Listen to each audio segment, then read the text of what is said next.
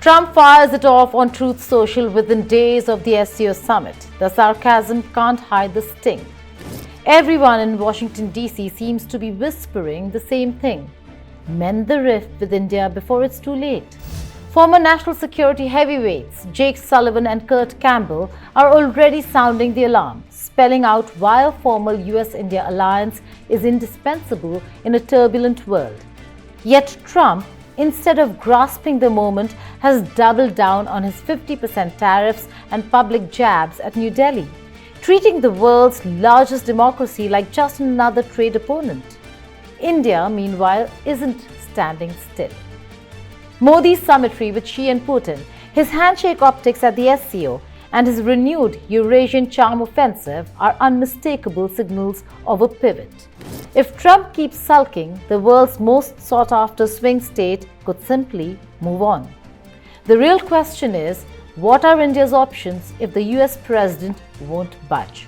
Hello and welcome. You're watching Statecraft with me, Geeta Mohan.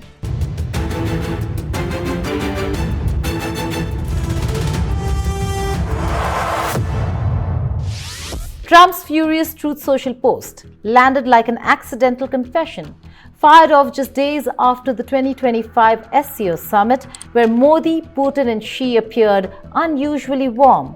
It summed up the fallout of his own policies. 50% tariffs on Indian goods, public digs over discounted Russian oil, and an erratic diplomatic style that cooled US-India ties and nudged New Delhi toward visible multi-alignment. Well, if he's trying to play one side against the other, what I would argue is it's too late. That Kissinger doctrine of, you know what we'll do? We'll separate them. We'll make Russia hate China or make China hate Russia. Pick a side, and that way we'll keep one side for us and we'll be able to establish dominion over the other. Divide and conquer. You know, it's as old as the hills. That will not work anymore because of what's happened over the last year or so with the tariffs and the sanctions and the other castigatory measures that the United States has used. So the United States is in a position now where if Mr. Trump is trying to play that game and he's trying to say to Russia and India, China's bad, they're evil, etc., and stay away from them, I don't think that Mr. Modi or Mr. Putin are going to buy that argument because the relationship that have now been established with China is already too far along the road for them to decide to walk it back. And I don't think that Mr. Trump's comment, which is obviously what this is intended to do, is going to make them do that. For US analysts, it was proof he'd pushed India closer to China and Russia. For Modi, it was a vindication of strategic autonomy. For Putin, a chance to call US tactics colonial. The tweet's sarcasm couldn't hide the shift. A White House watching its leverage over two Eurasian powers slip, while India doubles down on sovereign, diversified partnerships in SCO, BRICS, and beyond. Sullivan and Campbell have already mapped a path out of this mess, a 10-year, 5-pillar alliance spanning technology, trade, defense, intelligence, and global problem solving. They warn that tariffs and pressure over India's regional choices are eroding goodwill and that letting disputes fester will cost Washington far more than coordination ever would. Yet while they argue for alignment without sacrificing sovereignty, Trump is broadcasting frustration on Truth Social and calling India's relationship totally one-sided. With Prime Minister Modi visiting Beijing and Moscow, buying Russian oil and reopening trade with China, the stakes are obvious. Will India keep waiting or start hedging hard? Trump's tantrum is toxic. He built the tariffs, then built a narrative of betrayal. He calls India totally one-sided but ignores the US tech giants building fortunes on Indian markets. He forgets that every time a Quad Summit photo goes viral, it's India standing beside America, not China. He forgets that every American president since Clinton tried to build trust, not break it. Instead, he treats India like another NAFTA fight. And India, it's already evaluating its options. Modi's Eurasian power play is deliberate. SCO 2025 was his stage. No more waiting, no more hoping for a US reset. Direct flights to China rebooted. border heat dipped. Terror got front and center. Modi called out Pakistan with precision, uniting SCO on anti-terror messaging. पहले स्तंभ S यानी security के संदर्भ में मैं कहना चाहता हूं कि सुरक्षा, शांति और स्थिरता किसी भी देश के विकास का आधार है। किंतु इस मार्ग में आतंकवाद, अलगाववाद और अतिवाद बड़ी चुनौतियां हैं। आतंकवाद सिर्फ किसी देश की सुरक्षा ही नहीं, बल्कि पूरी मानवता के लिए एक साझा चुनौती है। कोई देश, कोई समाज, कोई नागरिक अपने आप को इससे सुरक्षित नहीं समझ सकता। इसलिए आतंकवाद से लड़ाई में भारत ने एकजुटता पर बल दिया। इसमें एससीओ रेट्स की बहुत महत्वपूर्ण भूमिका रही। इस वर्ष भारत ने जॉइंट इंफॉर्मेशन ऑपरेशन को लीड करते हुए अल-कायदा और इससे जुड़े आतंकी संगठनों से लड़ने का इनिशिएटिव किया। India doubled down on Russia, buying discounted oil, pushing connectivity corridors, boosting BRICS engagement. Every move was bold, purposeful. The message: India doesn't wait for others to give it space. It carves its own. Strengthening ties with Russia and China gives leverage. It counters US dominance. It secures cheap energy. It accelerates infrastructure and tech. But it's not romance, it's math. China's economic weight and distrust, border tensions, Pakistan entanglements. This is a tightrope walk. Depend too much on Moscow or Beijing, and India risks becoming a junior partner in a cornered bloc. Weak links, crisis exposure, loss of autonomy. Strategic autonomy is India's ace. It's not choosing sides, it's balancing.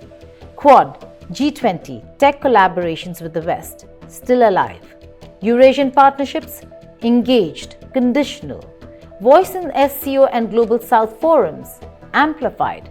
Strategic autonomy gives flexibility, negotiating power, and room to pivot fast.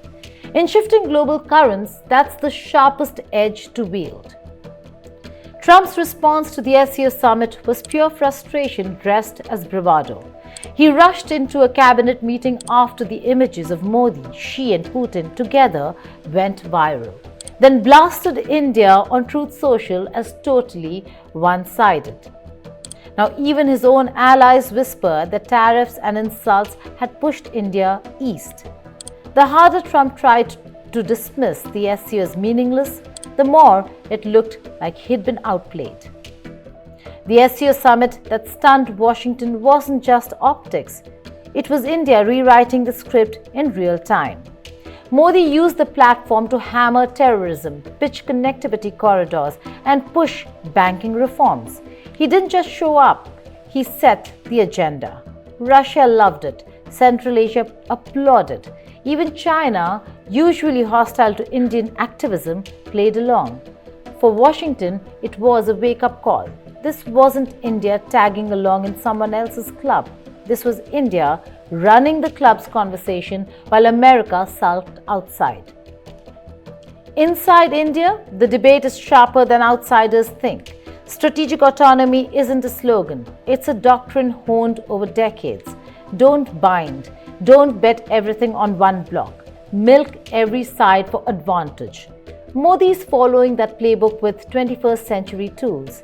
Cheap Russian energy fuels Indian factories. Chinese supply chain feeds Indian exporters. Western tech and investment build the digital economy. It's not contradiction, it's leverage. But leverage has limits. Depend too much on Moscow and Beijing, and you inherit their baggage. China's army still sits on Indian territory. Pakistan is China's iron brother. Russia's war economy is brittle. BRICS banking isn't a replacement for global finance. Indian strategists know this. They call it hug and hedge. Embrace enough to gain, hedge enough to escape. That's why India still turns up at Quad meetings. That's why Indian firms still court American capital. That's why Modi still calls Washington even when Trump doesn't pick up. Or the other way around. Trump's team seems blind to that nuance. They see a binary, with us or against us. They respond to hedging with punishment. They think tariffs equal leverage. They forget that India is not Mexico, not Canada, not a mid-sized partner who can be bullied into a deal. It's a billion-plus people, a nuclear power, a technology hub, a navy on the Indian Ocean. Treat it like an enemy and it will behave like a competitor. Treat it like a partner and it will multiply your power. The Eurasian pivot offers India short-term wins but long-term dilemmas. Cheap energy now, but risk of sanctions later. Access to Chinese markets, but vulnerability to Chinese pressure. Space in SCO and BRICS, but suspicion from democracies. The art is to play the middle long enough to build your own weight so you're no longer a swing state but a pole in your own right. That's Modi's bet. That's the gamble Trump is making easier by pushing India away. Critics inside the US already see the cost. We're losing the world's largest democracy, one former diplomat told CNN. Even hawks who like tariffs admit the policy is backfiring. The weapons lobby hates losing Indian tenders. Tech CEOs hate losing Indian data centers. Senators from both parties warn of a strategic self-goal. Trump shrugs. He's convinced India will blink first. But what if India doesn't? So I think what happens is it's all bravado because you think it feels good to fight with the biggest client in the world. But eventually, your businesses are going to say, you've got to stop this and go make your deal with America. So I think, yes, in a month or 2 months, I think India is going to be at the table and they're going to say they're sorry and they're going to try to make a deal with Donald Trump. And it will be on Donald Trump's desk how he wants to deal with Modi. And we leave that to him. That's why he's the president. There's a scenario where Trump changes tack. He lifts tariffs. He invites Modi for a summit. He tweets a deal, not an insult. India responds. Trade surges. Defense cooperation deepens. Intelligence sharing becomes routine again. Joint missions in the Indo-Pacific, vaccine research, climate tech, cybersecurity, all co-developed. The two democracies become an axis of innovation and security. China recalculates. Russia moderates. The Global South sees a democratic partnership that works. That's the Sullivan Campbell vision. Fast track it and you get a win. And then there's the other scenario. Trump digs in, tariffs stay, insults flow, India doubles down on Eurasia, SCO, BRICS, Belt and Road spin-offs become core, not contingency. Moscow and Beijing give India enough perks to keep it engaged. Western investors diversify out. Quad shrivels. US loses its Indo-Pacific anchor. China laughs. Russia survives on Indian demand. The Global South sees America as unreliable. That's the world Trump is building. Modi's team isn't waiting to see which Trump they get. They're executing now. Signing energy deals, hosting Eurasian summits, floating new payment systems outside the dollar, talking counter-terror with Central Asia, selling the Indian model of democracy plus autonomy to African and Latin American leaders. India is not a passive object, it's an active architect. India is not short of options. For India in 2025, BRICS is the other power room. Nearly 40% of global GDP under one roof, and New Delhi poised to chair the 2026 summit. It's leverage, market access, and a stage to talk straight to the Global South without Washington's filter. Trade with BRICS partners has already soared past $399 billion, and New Delhi is pulling in loans from the bloc's own New Development Bank. $6.9 billion for 18 clean energy and metro projects. Its startup hub, launched this year, is knitting Indian coders to Brazilian fintechs and Russian AI labs. This is not soft power. It's hard economics dressed as cooperation. That's why strategic autonomy sounds different this time. It's not just non-alignment 2.0, it's assertive multi-alignment. It's hedging as a weapon. It's saying yes to everyone but never on anyone's terms. It's building capacity while others build dependency. It's the opposite of Trump's zero-sum instincts, and it's working for now. But even this strategy has a shelf life. The more India rises, the more everyone wants a piece. Pressure from Beijing, expectations from Washington, demands from Moscow, offers from Europe. At some point, hedging turns into overextension. The real test is whether India can convert this moment of leverage into lasting power. Infrastructure, technology, military, influence, so that when it finally has to choose, it chooses from a position of strength.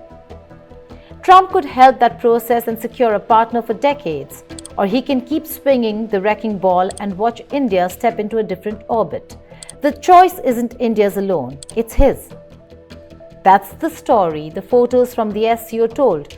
Modi between Xi and Putin, Modi leading anti-terror talk, Modi pitching development banks, Washington absent, Trump angry.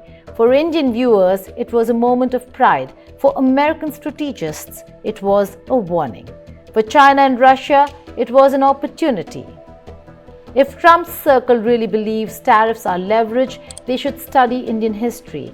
Every time a great power tried to squeeze India, India found a workaround. Colonial tariffs, Cold War sanctions, post-Pokhran restrictions. Every squeeze produced self-reliance and new partners. This squeeze will too. The closing beat is simple. India doesn't wait, it doesn't beg, it calculates, it moves, it hedges, it builds. If Trump wants a partner, he has to act like one. If he doesn't, India will write its own script with Eurasia, with the Global South, with whoever offers respect instead of rage. The world's largest democracy has options. The question is whether Washington still does. Thank you for watching Statecraft.